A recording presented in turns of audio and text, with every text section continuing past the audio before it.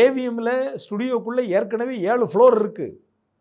8வது ஃப்ளோரை படப்பிடிப்பு தளத்தை இந்த அன்பேவா படத்திற்காகவே சீக்கிரமாக கட்டி முடிக்கிறார்கள். அது மட்டுமல்ல, இந்த தளத்திற்கு வெளியே அந்த வேப்பமரம் இப்போதும் இருக்கிறது.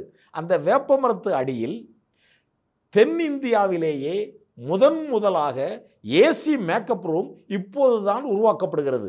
எம்ஜிஆர் சரோஜா தேவிக்காக ஏவி மெய்யப்பன் செட்டியார் முதலாக ஏசி ஒப்பனை ரூமையும் தயார் செய்கிறார்.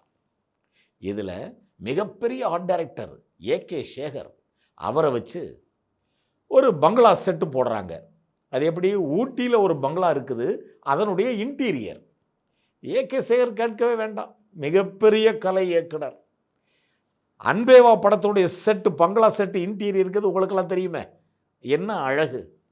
அதில் குறிப்பாக love birds love birds love birds love birds தக தீமித்தா என்று கதாநாயகி சரோஜாதேவி பாடுவது போல, அதை கதாநாயகிக்கு தெரியாமல் அவர் பின்னாடி இருந்து ரசித்து கொண்டே ஆடுவதாக எம்ஜிஆர் இந்த பாடல் உருவாக்கப்பட்ட அந்த தளம் இன்றும் அனைவராலும் பாராட்டு பெறுகிறது.